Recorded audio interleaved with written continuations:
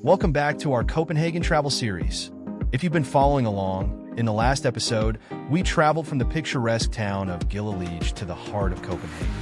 We explored the historic streets, caught a glimpse of Tivoli Gardens, and passed by some of the city's most iconic landmarks, like the Royal Theatre. If you're just tuning in, make sure to check out the first video to get the full experience. And don't forget to watch the entire series as we explore not just Copenhagen, but other beautiful destinations across the Scandinavian countries. Today, we're embarking on a new adventure, seeing Copenhagen from a different perspective by water.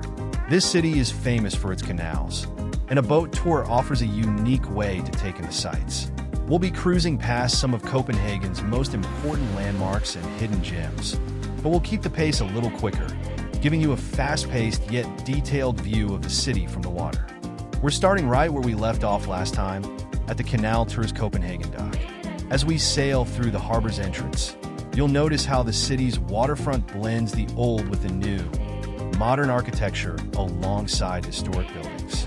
The harbor has been the lifeline of Copenhagen for centuries, welcoming ships from all over the world. Today, it's a hub of activity, with bustling cafes, shops, and boats gliding along the water. Some of the highlights we'll pass include the iconic Nyhavn district, Amalienborg Palace, and the stunning Opera House. Get ready, because we're about to see some of Copenhagen's most famous sights from an entirely new angle.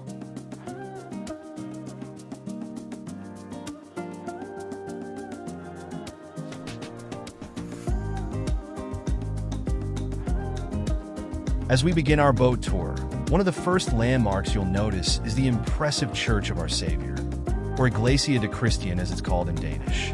This Baroque-style church is famous for its stunning spiral tower, which twists upward, offering breathtaking views of the city for those who climb it. It's one of Copenhagen's most recognizable buildings, and from the water, you get a fantastic view of its unique design.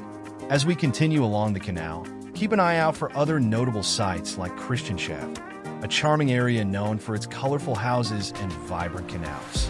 It has a laid-back, almost village-like atmosphere, despite being so close to the city center.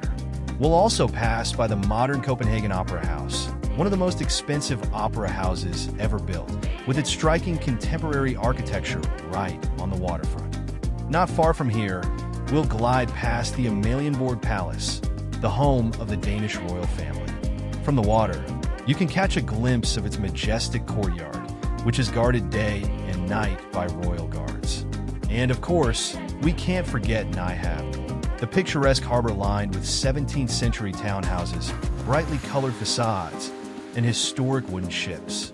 These are just a few of the highlights you'll see on this tour, giving you a perfect snapshot of Copenhagen's rich history and modern culture, all from the water. Fun facts and history of Copenhagen for minutes. Now that we're gliding smoothly through Copenhagen's iconic waterways, let's dive into some interesting facts about this incredible city. Historical background. Copenhagen was officially founded as a city in 1167, though it began as a humble fishing village. Over the centuries, it grew into a bustling trade hub, thanks to its strategic location along the coast. In fact, the name Copenhagen comes from the Danish words Copen, meaning by, and Havn, meaning harbor, so it's literally the merchant's harbor. Trade was the lifeblood of the city, and the harbor you see today has played a crucial role in Copenhagen's development. Nyhavn, from a busy harbor to a tourist hotspot. As we pass by Nyhavn, it's hard to imagine that this beautiful, lively harbor was once filled with sailors, warehouses, and shipbuilders. Built in the late 1600s by King Christian V, Nyhavn was a commercial port where ships would dock, bringing goods from around the world. But in its earlier days, it had a rough reputation, with bars and brothels lining the street, catering to sailors. Nowadays, Nyhavn is one of the city's most picturesque areas, known for its brightly colored houses, cozy cafes, and historic ships. Did you know that famous Danish author Hans Christian Andersen lived in Nyhavn? He resided in 3 different houses here during his lifetime, writing some of his most famous fairy tales, including The Princess and the Pea and The Little Mermaid, a true link to Denmark's cultural heritage. The Copenhagen Opera House. As we approach the Copenhagen Opera House, one of the most modern and impressive structures on the waterfront. It's worth noting that this incredible building was completed in 2005. The Opera House was designed by Danish architect Henning Larsen and is one of the most expensive opera houses ever built. With a price tag of around $500 million, the distinctive cantilevered roof, which extends dramatically over the harbor, is a marvel of contemporary design. Inside, the Opera House features a main auditorium clad in 24-karat gold leaf, and it can seat over 1,400 people. Christianshavn, from fortified city to Bohemian district. As we drift by Christianshavn, you're witnessing one of Copenhagen's most interesting districts. Originally created as part of the city's fortifications in the early 17th century, Christianshavn has evolved from military defense to a trendy and artistic neighborhood. Today, it's famous for its colorful canals and houseboats, and it has a distinctly Bohemian vibe. It's also home to Freetown Christiania, a self-proclaimed autonomous neighborhood that has a unique counterculture atmosphere. The Amalienborg Palace. We're now approaching Amalienborg Palace, the winter residence of Denmark's royal family. The palace itself consists of 4 identical Rococo-style buildings, which were constructed in the 1700s. Interestingly, the palace was originally intended to be noble townhouses, but after a fire destroyed the old royal residence, King Frederick V acquired them for the royal family. From the water, you can get a glimpse of the palace's central square, which is guarded 24/7 by the royal lifeguards. If you're lucky, you might even catch a glimpse of the royal family, as they still live here today. Harbor redevelopment, modern Copenhagen. As we continue our tour, you'll notice that Copenhagen's waterfront is a mix of old and new. The city has done an incredible job of preserving its historical sites while also embracing modern design. In recent decades, the harbor has undergone massive redevelopment, turning old industrial areas into some of the most sought-after locations in the city. What was once a working harbor filled with warehouses is now home to high-end restaurants, hotels, and cultural venues. It's a perfect example of how Copenhagen balances tradition with innovation. Green city by the water. Copenhagen is known for being one of the greenest and most sustainable cities in the world. The city aims to become carbon neutral by 2025, and a lot of that progress can be seen here on the waterfront. The harbor, once heavily polluted, is now so clean that you can swim in it. There are designated swimming areas along the harbor, and in the summer, you'll see locals and tourists alike taking a dip. Whether you're drawn to its rich history or its modern, eco-friendly urban spaces, Copenhagen's harbor offers a glimpse into what makes this city so unique. A place where the past meets the future, all centered around the beautiful waterways we're traveling on today. Now is time for a couple of additional facts about the Copenhagen Opera House. While we've already touched on the stunning architecture and the impressive price tag of the Copenhagen Opera House, there are a few more interesting details that make this building truly special. One unique feature of the Opera House is that it was a gift from Danish shipping magnate Maersk MC Kinney Mahler, who personally oversaw many aspects of the building's design and construction. His vision was to create a world-class venue for the performing arts, and his attention to detail can be seen in everything from the acoustics to the materials used inside the auditorium. Inside, the Opera House is designed with both luxury and functionality in mind. The main stage is framed by acoustically perfect oak panels, and the interior boasts over 1,000 square meters of Sicilian Perlatino marble. One of the coolest features is that the building has a specially designed orchestra pit that can be adjusted to accommodate different types of performances, ensuring that both singers and musicians are heard clearly throughout the auditorium.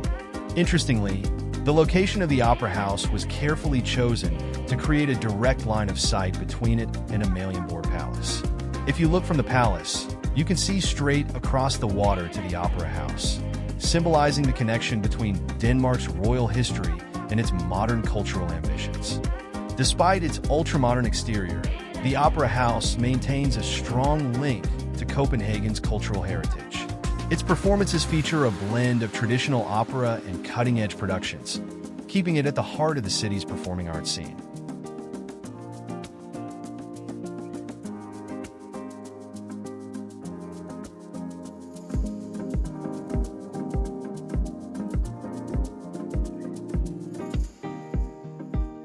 After exploring the city from the water, it's finally time to grab some lunch.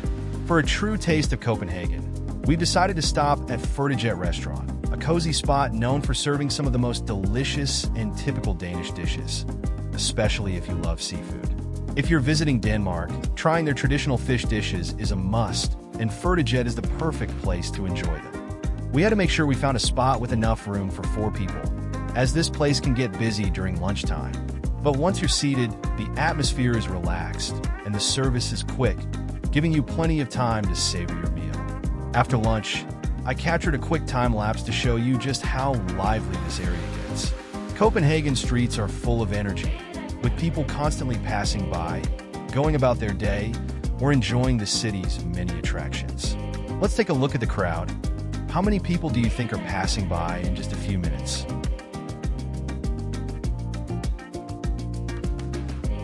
Can you count how many people are passing by?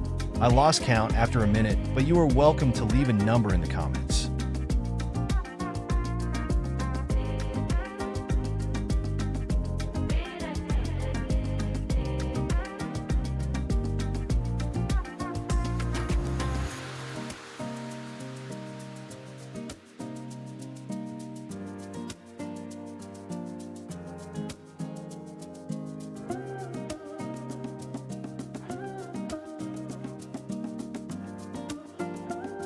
We finally sat down for a well-deserved break and enjoyed a fantastic lunch at Færgejet restaurant. The food here really gives you a taste of traditional Danish cuisine, with a focus on fresh, local fish. The dishes were simple, yet full of flavor, just the kind of meal you need after a morning of exploring. Of course, no meal in Copenhagen is complete without pairing it with a cold, refreshing Danish beer. It was the perfect way to relax and soak in the lively atmosphere of the city. After all that sightseeing, this lunch was just what we needed to recharge before continuing our journey through the city.